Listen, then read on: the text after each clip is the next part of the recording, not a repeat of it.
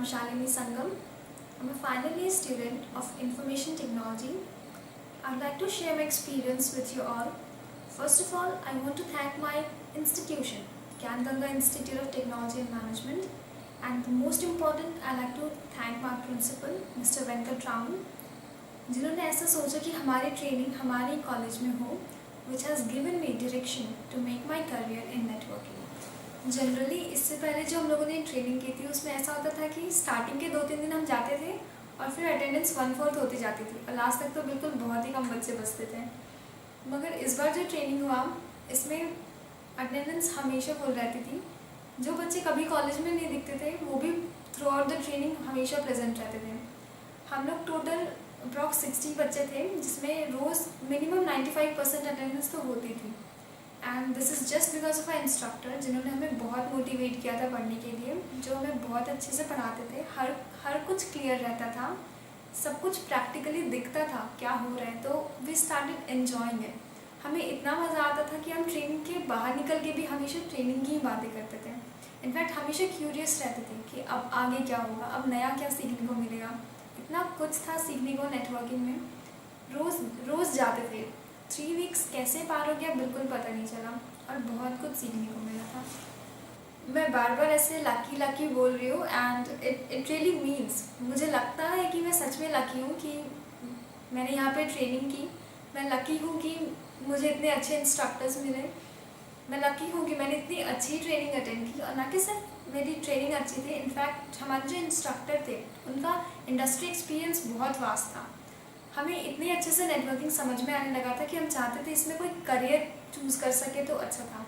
और हमारे मन में बहुत डाउट्स आ रहे थे कि अब हम क्या कर सकते हैं इसमें आगे। हमारे सर ने सारे डाउट्स क्लियर किए। इनफैक्ट उन्होंने मुझे पाथ भी दिखाया कि अब आगे मैं नेटवर्किंग में क्या कर सकती हूँ। उन्होंने बताया कि मैं नॉक इंजीनियर बन सकती हूँ, नेटवर्क एडमिनिस्ट्रेटर बन सकती हूँ, आर्किटेक्ट बन सकती हूँ, देन ऑटोमेशन कर सकती हूँ, टेस्टिंग कर सकती हूँ। तो ऐसा लगने लगा कि बहुत ज़्यादा स्कोप है, बस कोई गाइडेंस की ज़रूरत है। कुछ सीखने को मिले और ज़्यादा सीखने को मिले तो फिर मैं नेटवर्किंग को एज अ करियर चूज़ करूँगी। इंडस्ट्रियल ट्रेनिंग ख़त्म होने के बाद सर ने कुछ सेलेक्टेड बच्चों को पिक किया and I was lucky again, उसमें से मैं भी एक थी। और हमें ऑफ़र किया गया कि हम सर के ऑर्गेनाइजेशन न्यूटन टेक्नोलॉजीज़ में आकर एडवांस ट्रेनिंग करें। और वहाँ पर जाने के बाद हमारी पर्सनैलिटी बिल्कुल ग्रेजुअली ग्रूम होने लग गई। वहाँ पर हमने सीखा कि ड्रेसअप कैसे होते हैं और वहाँ पर हमें सिखाया गया कि हम इंडिविजुअली इंडिपेंडेंटली काम कैसे करते हैं, किसी भी टीम पे कैसे काम करते हैं, टीम मेंबर्स को सपोर्ट कैसे करते हैं, हम अपना टाइम मैनेजमेंट कैसे कर सकते हैं, टाइम को एफिशिएंटली कैसे यूज़ कर सकते हैं, कमिटमेंट क्या होता है, टाइम पर अपना काम करना क्या होता है। We have learn to be responsible. In fact यहाँ पर हमारा जो शेड्यूल था वो सुबह 10 बजे से लेकर 4:30 बजे तक का था। इतने लॉन्ग आवर्स के बाद भी जब हम वापस जाते थे तो बिल्कुल फ्रेश रहते थे।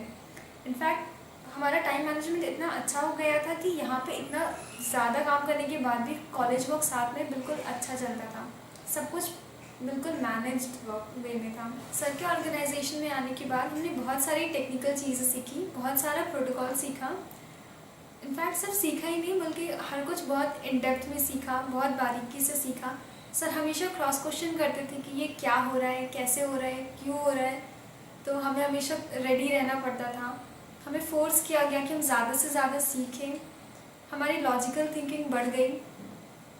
यहाँ पे आने से पहले हमारा सीवी बिल्कुल ब्लैंक था।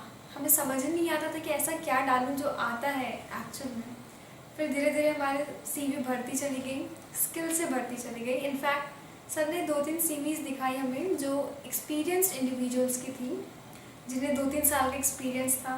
फिर जब हमने अपना सीवी मैच किया तो हमें लगा कि हमें उनसे ज़्यादा आता है, तो हम और ज़्यादा कॉन्फिडेंट हो गए थे। मगर सर की बहुत सारी बातें थी जो हमें हमेशा ज़मीन पर रखती थी। वो हमेशा कहते थे कि हवा में उड़ो मत, हमेशा अपने पाँव ज़मीन पर रखो। वो हमेशा बताते थे कि चीज़ों को सिंपल रखो, कीप इट सिंपल, और कभी भी रुकना नहीं है, this is not the end of the world. तो ये सारी चीज़ें हमें बहुत हेल्प मिला था इन सब। ड्यूरिंग द ट्रेनिंग मैंने बहुत सारे टेक्निकल बात सीख लिए थे, बहुत सारे प्रोटोकॉल्स आ चुके थे और इन सबको वाइट बोर्ड में एक्सप्लेन भी करना आ गया था। और स्टेज फियर बिल्कुल भी चला गया था। और फिर इंटरव्यू की बारी आई थी जिसमें अपीयर होना ही नहीं आता था, पता ही नहीं था आंसर्स कैसे देने हैं। फिर सर ने हमारा मॉक इंटरव्यू करवाया जिसको हम लोगों ने रिकॉर्ड किया। फिर उसको देख करके फीडबैक मिले। सर ने बोला कि इतने लंबे लंबे आंसर्स नहीं देने, इसको प्रिसाइज करना होगा। देन हमने और प्रिपेयर किया। फिर सेकेंड टाइम मॉक इंटरव्यू हुआ, उसको भी रिकॉर्ड किया। फिर वापस से फीडबैक लिए। ऐसे करके हम लोगों ने 10-15 मॉक इंटरव्यूज़ दिए थे, जिससे फिर पता था कि अब इंटरव्यू कैसे देना है। बहुत कॉन्फिडेंस आ गया था। फिर जब फाइनल रियल इंटरव्यू आया तो उस पर हम लोग इतने ज़्यादा प्रिपेयर हो चुके थे, इतना ज़्यादा कॉन्फिडेंट था कि लगता था कोई भी कभी भी आकर के ले ले तो हम हमेशा रेडी हैं। फिर रियल इंटरव्यू जब हुआ तो उन लोगों ने मुझसे जो भी कुछ पूछा मैंने आंसर्स किया। मैं अपने साइड से बिल्कुल सेटिस्फाइड थी कि मैं जो बोल रही हूँ वो सही है।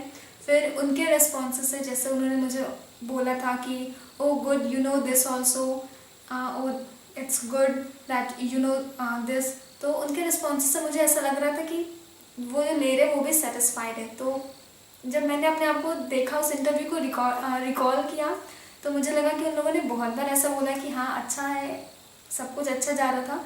तो मुझे कहीं ना कहीं कॉन्फिडेंस था कि इसमें हो जाएगा मेरा, एंड आई वॉज हैप्पी।